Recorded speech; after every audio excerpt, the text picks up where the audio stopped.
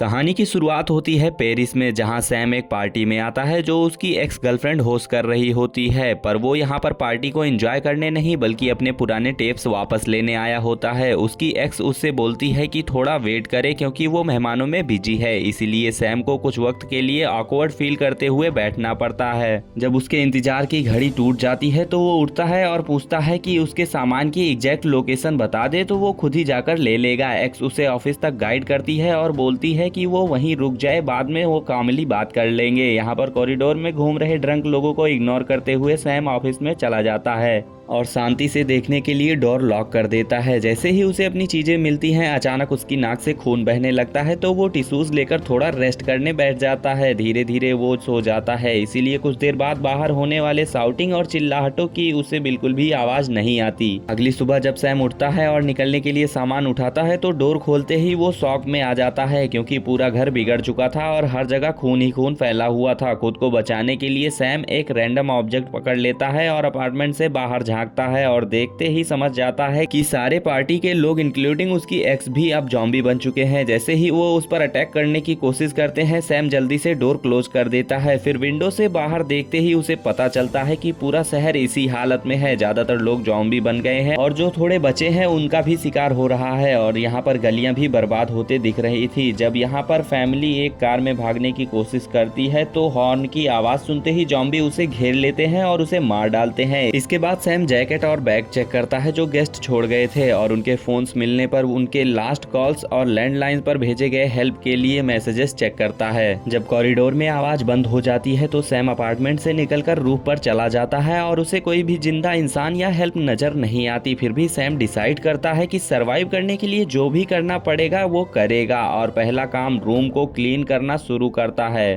ताकि infected blood हटा सके। अचानक नीचे वाले फ्लोर से आवाज आती है और एक गोली उसके फ्लोर पर होल बना देती है। सैम होल से झांक कर देखता है तो नीचे वाला नेबर खुद को शूट कर चुका होता है। जिज्ञासा में वो वॉल में एक मेटल बार निकाल कर होल बना देता है और इतना बड़ा होल करता है कि जिससे वो नीचे उतर सके। ओल्ड मैन को ब्लैंकेट से कवर करके वो दूसरी बॉडी चेक करता है और समझता है कि पहली आवाज उस आदमी की इन्फेक्टेड वाइफ को शूट करने की थी और फिर गिल्ट में वो खुद को मार लेता है। सैम किचन में जाकर फूड कलेक्ट करता है और उस आदमी की गन उठाता है और जितनी बुलेट्स मिलती हैं सारी रख लेता है। कॉरिडोर जॉम्बी से फ्री होते ही वो बाहर निकलकर नीचे की तरफ जाता है, हर ड्रॉर को क्लोज कर देता है और बिल्डिंग के एंट्रेंस तक पहुंच जाता है। वहां पर जॉम्बीज को बाहर देखता है तो तुरंत ही डोर को लॉक कर देता है और अपने आप को सेव कर लेता है। खिड़की पर लटक रहे जॉम्बी को वो इग्नोर करके यहाँ पर अपार्टमेंट की चाबियां ढूंढता है और उसे कुछ खाने की चीजें भी मिलती हैं जिसे वो खा लेता है और बाकी सारी सप्लाई जमा कर लेता है और यहाँ पर वो चाबियों को ऑर्गेनाइज करता है और पहले ही अपार्टमेंट में उसे एक जॉम्बी फैमिली मिलती है जो कि उस पर अटैक कर देती है। काफी स्ट्रगल के बाद भी वो जॉम्बी को जोर से धक्का दे देता है। फिर वो जल्दी से बाहर निकलकर डोर बंद करता है और उस पर एक एक्स मार्क बना देता है ताकि वो फ्यूचर में वहां ना आए। इसके बाद सैम बाकी अपार्टमेंट चेक करता रहता है। थैंकफुली सारे अपार्टमेंट खाली निकलते हैं। जहाँ जहाँ उसे फूड मिलता है वो कलेक्ट कर लेता है और कभी कभी रैंडम आइटम्स भी जैसे कि पेंट बॉल गन भी उठा लेता है। सैम म्यूजिशियन होता है, इसीलिए उसे एक MP3 प्लेयर और कुछ कैसेट्स मिलने पर वो काफी खुश होता है और यहाँ पर सैम एग्जिट ही करने वाला होता है कि एलिवेटर सडनली मूव करता है और हम उसमें से एक जॉम्बी देखते हैं। जॉम्बी अग्रेसिव नहीं होता, इसीलिए वो उसे मारने के बजाय उसे बांध देता है और शाम को वो बैठता है अपने खाने को लेकर और टेप सुनता है जिससे उसकी कई पुरानी यादें ताजा हो जाती है। अगले दिन जब बाहर जॉम्बी को वो ऑब्जर्व करता है और फिर उसके बाद वो अपने सारे कलेक्टेड फूड की एक लिस्ट बनाता है।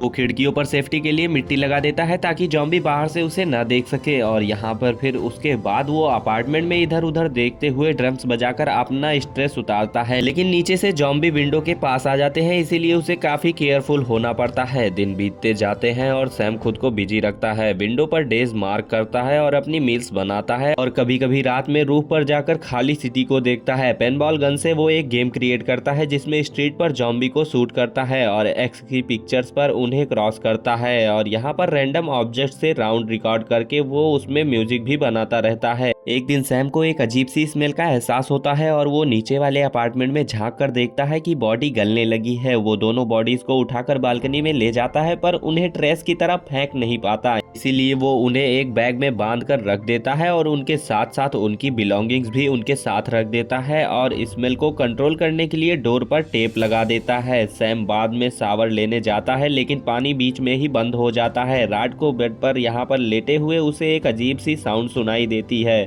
और वो देखकर शॉक हो जाता है कि रात में ज़ॉम्बीज़ का ग्रुप उसे रूम में घुसकर खाने आ रहा है। डर के मारे सैम चीखने लगता है पर तुरंत ही होश में आ जाता है और समझता है कि वो सिर्फ एक नाइटमेयर था। कुछ दिनों के बाद यहाँ पर फाइनली बारिश होती है और वो अपने बर्तन में सारा पानी कलेक्ट कर लेता है और यहाँ पर कुछ समय बाद सैम विंडो पर अपनी गन के साथ होता है और स्ट्रीट पर एक कैट को देखकर बिल्कुल हैरान हो जाता है। वो तुरंत नीचे दौड़ता है और डोर खोलता है, ध्यान रखते हुए कि आसपास ज़ॉम्बी ना हो।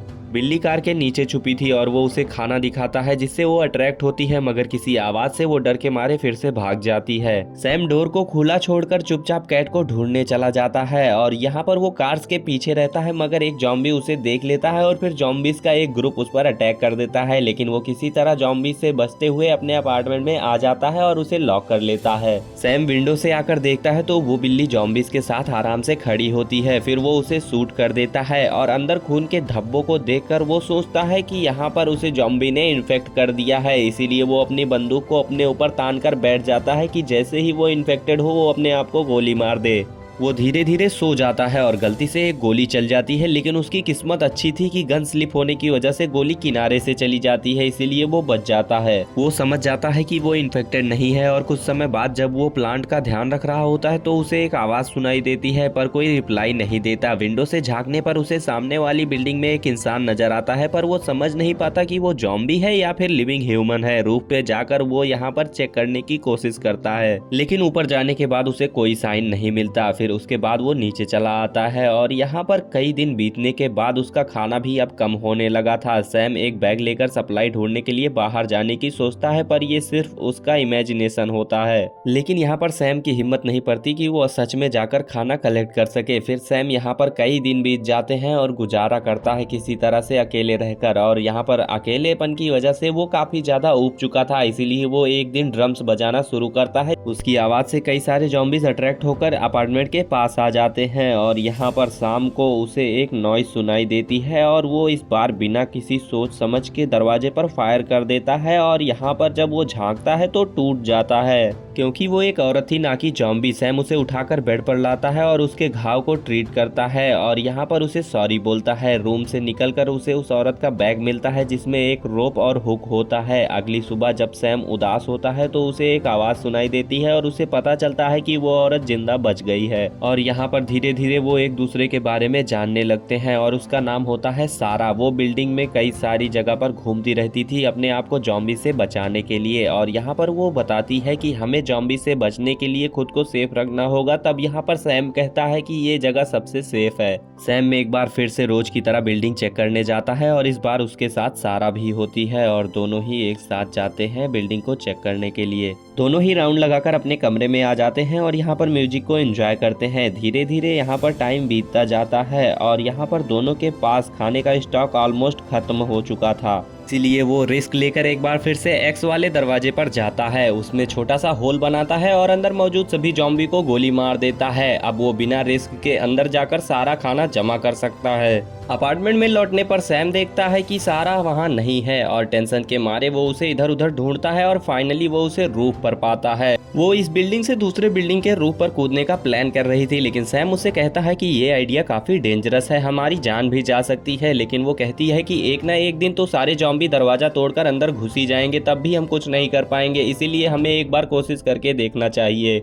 गुस्से में सारा अपार्टमेंट में चली जाती है। सैम उसके पीछे जाता है पर जब सारा उसे जवाब नहीं देती तो उसके दिमाग में एकदम से फ्लैश होने लगता है और याद करता है कि जब वो उसके घावों को ट्रीट कर रहा होता है तब वो कभी उठी ही नहीं थी। मतलब सारा तो पहले से ही मर चुकी थी और जो भी सैम देख रहा था वो तो सिर्फ एक हेलुसिनेशन था। जब सैम रूम में घुसता है तो वो सारा की डेड बॉडी देखकर सच में रोने लगता है वो उसकी बॉडी को कवर करके कैंडल्स जला के इमोशनली गुड बाय कहता है और यहाँ पर सारा के बैग में उसे एक डिजिटल कैमरा भी मिलता है जिसमें पहले से ही उसकी फैमिली की पिक्चर्स होती हैं। पर आगे उसे एक फोटो मिलती है जिसमें वो खुद था और वो छत पर खड़ा था। इससे वो कंफर्म कर लेता है कि जब सामने से एक बिल्डिंग में आवाज आई थी तो वो कोई और नहीं बल्कि सारा ही थी और यहाँ से अब वो भागने के लिए एकदम से तैयार हो जाता है और अपने पुराने टेप्स को भी जला देता है और सारा का बैग उठाता है और छत पर चला जाता है। और फिर वो डिसाइड करता है कि जिस जॉम्बी को उसने पहले बंद किया था उसे फ्री करके यहाँ से जाएगा। वो उसे चुपचाप जाकर फ्री कर देता है। तभी यहाँ पर उसके जलाए हुए कैंडल्स के स्मोक से फायर डिटेक्टर एक्टिवेट हो जाते हैं और फायर अलार्म बज जाता है। जॉम्बीज इस मौके का फायदा उठाकर मेन डोर को तोड़ देते हैं और सैम के पीछे भागने लगते हैं। सैम जितने जॉम्बीज को मार सकता है मार देता है, पर जब जॉम्बीज से घिर जाता है तो वो फाइट छोड़कर भागने का डिसाइड करता है। एलिवेटर खाली मिलता है तो सैम तुरंत अंदर घुसकर खुद को बंद कर देता है। जॉम्बीज के पकड़ने वाले हाथों को इग्नोर करते हुए फिर से वो एलिवेटर शाफ्ट पे चढ़कर खाली अपार्टमेंट की तरफ भागता है, पर एक जॉम्बी उसके पीछे आ जाता है। सैम पर्दों से उस जॉम्बी को पूरी तरह से रैप कर देता है ताकि वो डिस्ट्रैक्ट हो जाए, लेकिन यहाँ पर एक्सीडेंटली एक सामान गिर जाता है जिस वजह से जॉम्बी का ध्यान उस तरफ चला जाता है। सैम तुरंत काउंटर अटैक करता है और उसे 2-3 बार हिट करता है। फिर वो सोफे की मदद से उस होल से फिर से ऊपर अपार्टमेंट में चल जाता है। अंदर ऑलरेडी बहुत सारे जॉम्बीज थे पर धुआं उनकी विजिबिलिटी खराब कर देता है, इसीलिए सैम धीरे धीरे बिना पकड़े गए रूफ टॉप तक पहुंच जाता है। वहां वो सारा का हुक यूज करके रोप दूसरी बिल्डिंग की तरफ फेंकता है। एक जॉम्बी बिल्कुल उसके पीछे आ रहा होता है तो सैम बिना सोचे समझे जंप मार देता है और वॉल से जोर से जाकर टकरा जाता है। कुछ सेकंड के बाद वो होश में आता है और रिलीफ फील करता है कि वो बच गया है, पर एक जॉम्बी विंडो पर आ जाता है। इसीलिए सैम ऊपर की तरफ चढ़ जाता है और सिटी को देखता रहता है। दूर कहीं से उसे कुछ आवाजें सुनाई देती हैं जिससे उसमें एक नई उम्मीद जागती है कि शायद ये किसी सर्वाइवर की वॉइस हो।